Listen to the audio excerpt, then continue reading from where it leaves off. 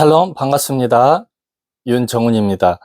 이 시간에는 점수린이 80만이나 되는 현 시대의 한국의 샤머니즘에 대해서 또한 기독교에도 들어와 있는 어떤 점술의 현실에 대해서 우리 같이 나눠보도록 하겠습니다. 한국인들이 또한 기독교인들이 이 점술에 빠지는 이유가 무엇이겠습니까? 이 샤머니즘에 빠지는 이유가 무엇이겠습니까?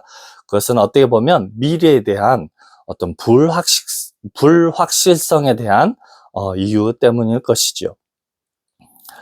그래서 어떤 현실의 어려움과 어떤 현실의 어려움을 뚫고 이기기 위한 어떤 방법이나 어떤 현실적인 위로를, 어떤 현실적인 대안을 받기 위한 어떤 방법으로 사용하고 있다라는 것이죠. 그렇다면은 우리들도 사실 기독교인들도 미래에 대해서 사실 궁금한 것들이 많이 있습니다.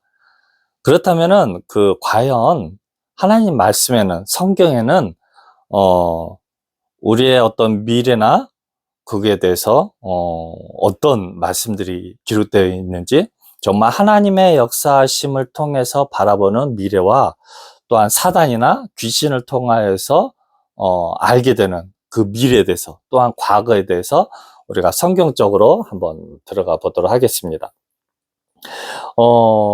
예수님 당시에만 해도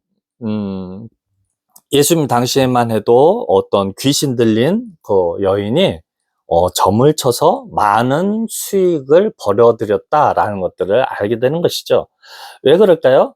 그것은 이 사단의 역사는 과거의 모든 것들에 대해서는 100% 정확하게 맞출 수 있다라는 것이죠. 그렇죠? 왜 그렇습니까? 과거에 대해서는 늘 함께하고 볼 수 있고, 어떤 우리가 만났던 사람, 또한 그들과의 만났던 대화들에 대해서는 정확하게 맞출 수 있다라는 것이죠. 특히 신접한 어떤 무당들이나 어떤, 그런 사람들, 신접한 어떤 점술인들은 과거에 대해서는 정확하게 알고 있다라는 것이죠. 지난 여름에 네가 했던 것들을 알고 있다라는 것이죠. 하지만 미래에 대해서는 사단이 알지 못한다라는 것들이 증여되어지는 부분들도 있습니다. 어떤 것입니까? 예수님께서 나사렛, 그리고 또 마국간에서 태어났다라는 것들은 사단도 알지 못했다라는 것이죠. 사단은 어떻게 해서든지 예수님이 태어난 어떤 시기와 날짜와 장소들을 알았다라면은, 그렇죠? 그렇게 막 무작위로 2살 아래의 그 아이들을 죽이지는 않았을 것입니다. 근데 반대로 예수님은 어떻게 합니까? 오히려 더 천사들을 통해서 어떤 닥치게 되는 위험을 알아서 피해서 움직인다라는 것이죠. 심지어는 애굽으로도 떠나가 있고, 또한 이제 어느 정도 위험이 그치게 되면은 나사렛이라는 동네로 와서 이렇게 생활하는 것들도 알게 된다라는 것이죠. 심지어는 예수님은 가룟 유다가 은 30에 배반할 것도 알게 되고, 심지어는 베드로가 닭 울기 전에 3번 배신할 것도 알게 되고. 그래서 우리 예수님은 우리 사람의 발끝에서 머리끝까지, 심지어 우리의 생각까지도 다 알고 계신다라고 표현하고 있는 것이죠. 심지어는 베드로의 죽음까지도 알고 있고. 하지만 이제 이 이상에 대해서는 저도 사실 이야기하는 게 좀 두려운 부분들도 있죠. 정확한 것은 사단은 과거에 대해서는 100% 정확하게 알고 있지만 미래에 대해서는 물음표다라는 것이죠. 정확하게 알 수 없다라는 것이죠. 그렇죠? 예수님에 대해서 행하는 것들만 봐도 알 수 있다라는 것을 우리는 알게 됩니다. 깨닫게 됩니다. 그래서 신접한 점술인들, 즉 마귀의 역사, 사단의 역사를 통하여서 우리가 점수를 봤을 때 그 사람의 과거에 대해서는 정확하게 100% 어떤 만났던 사람, 거했던 장소, 나누었던 대화들에 대해서는 100% 정확하게 알게 된다라는 것이죠. 그렇죠? 어떤 종교든지 마찬가지입니다. 심지어는 기독교 무당 목사들도 마찬가지죠. 과거에 대해서는 정확하게 알 수 있고 표현할 수 있다라는 것이죠. 절대 우리는 이것에 현혹되어서는 안 됩니다. 하지만 미래에 대해서는 무엇을 따집니까? 이때부터는 확률인 것이죠. 그렇죠? 왜냐하면 어차피 그 사람이 만나는 사람, 어떤 그 사람의 성향, 스타일, 어떤 그 패턴, 움직이는 그 동선을 너무나도 잘 알고 있기 때문에 어떤 신접한 무당이나 어떤 뭐 타로를 할지 뭐 꿈의 해석이라 할지 뭐 이런 걸 통해서 과거에 대해서는 정확하게 알 수 있지만은 미래에 대해서는 그렇죠? 확률이 굉장히 낮아진다라는 것이죠. 단지 확률적으로 어떤 좋은 말과 현실적으로 보여지는 것들에 대해서만 알려줄 수 있다라는 것이죠. 그렇죠? 그것도 확률적으로. 그래서 제가 듣기에는 그렇죠. 정치인들은 거의 그렇죠. 샤머님적인 그런 어떤 스님들도 데려가서 이제 그런 것들을 물어보고 또 어떤 점 치는 사람들 통해서 이번에 누가 대통령이 될 것인지 그 물어본다라는 것이죠. 그건 전 세계의 어떤 지도자들도 동일하다 저는 들었습니다. 그렇죠? 하지만 그것은 맞을 수도 있고 틀릴 수도 있고 확률은 50%니까요. 그렇죠? 그래서 우리는 그렇죠. 그 예수님 당시에도 그런 꿈꾸는 자, 예언한 자가 있었다라는 것이죠. 그리고 또 굉장히 확률이 높아서 많은 돈을 벌었던 것이죠. 지금도 마찬가지죠. 그런 예언하고 꿈꾸는 자들이 그렇죠. 굉장히 많은 돈을 벌고 굉장히 높은 확률로도 이렇게 맞추어서 돈을 벌어들기도 하죠. 결국에는 무엇입니까? 현실적으로 이윤을 추구하고 있다라는 것이죠. 그렇죠? 하지만 우리 하나님의 역사는 무엇입니까? 무엇에 대한 미래만 보여줍니까? 그 사람이 복음을 증거하는 결과들에 대해서만 보여주고 있다는 것이죠. 여기서 우리는 현혹되어서는 안 될 것입니다.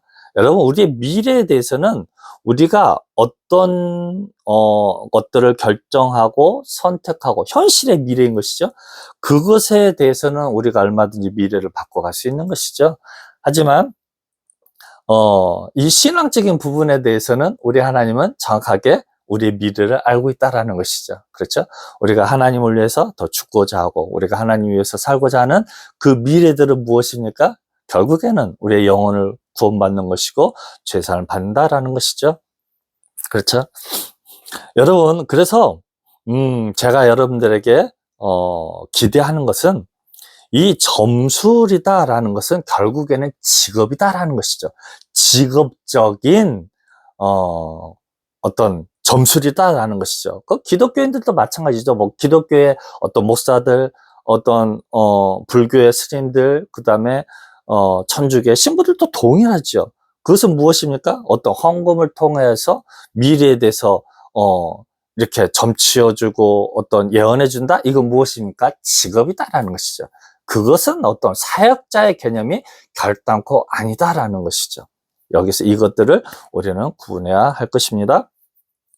그래서 여러분, 우리가 그 미래가 이렇게 두렵고 떨리고 어떤 사업에 대한 미래, 어떤 학과의 선택, 어떤 사람들과의 만남이 두려운 이유가 무엇일까요? 결국에는 저는 결론적으로 표현하면 우리 그 교육의 부재라고 생각합니다.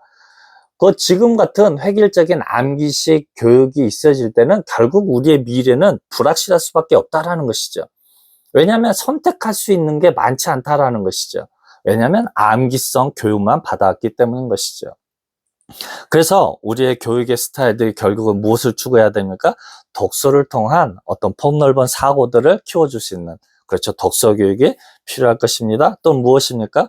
어렸을 때부터 굉장히 많은 자기의 어떤 성향과 스타일과 어떤 그런 맞는 맞춤형 어떤 교육들, 어떤 예능들, 어떤 체육들의 교육이 필요하다 할 것입니다.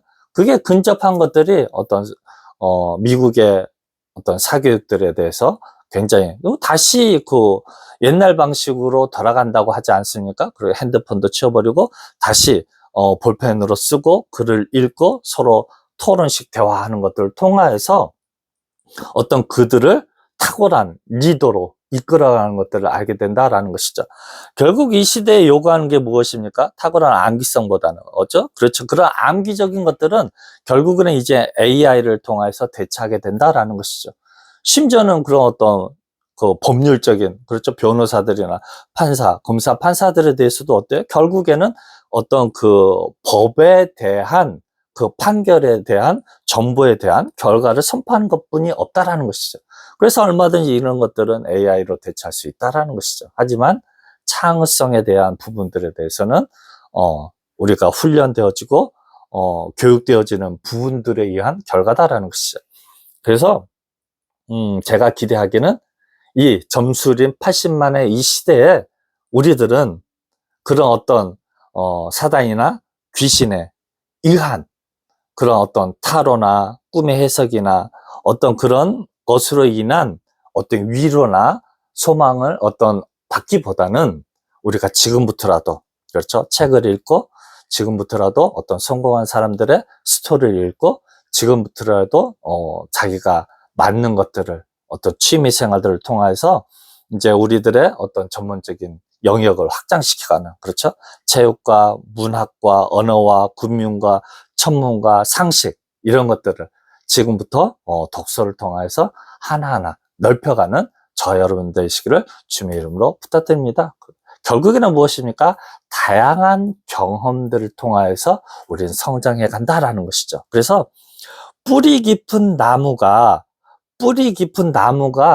어떤 있을 때, 정말 수많은 경험과 어떤 그런 것이 있을 때 주변에서, 그렇죠, 많은 비와 햇볕과 그런 도움이 있을 때 많은 열매를 맺을 수 있다라는 것이죠. 뿌리가 깊지 않으면 이렇게 주변에 도움이 있다 해도 뿌리가 깊지 않기 때문에 오히려 태양빛으로 인해서 죽을 수 있다라는 것이죠. 결국 무엇입니까? 이 점술도 하나의 이제 그런 것이다라는 것이죠.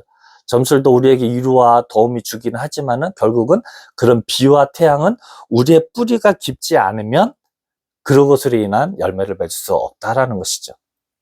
여러분, 이제는 우리가 그런 것으로 인해서 현혹되지 말고 정말 우리의 오히려 더 그 뿌리를 깊게 만드는 무엇입니까? 그런 어떤 독서와 어떤 다양한 경험들, 또한 그 우리가 결국에는 그런 어려운 어떤 세상에 내 자신을 던졌을 때의 그런 결과를 우리가 열매를 얻을 수 있다라는 것이죠. 그렇죠?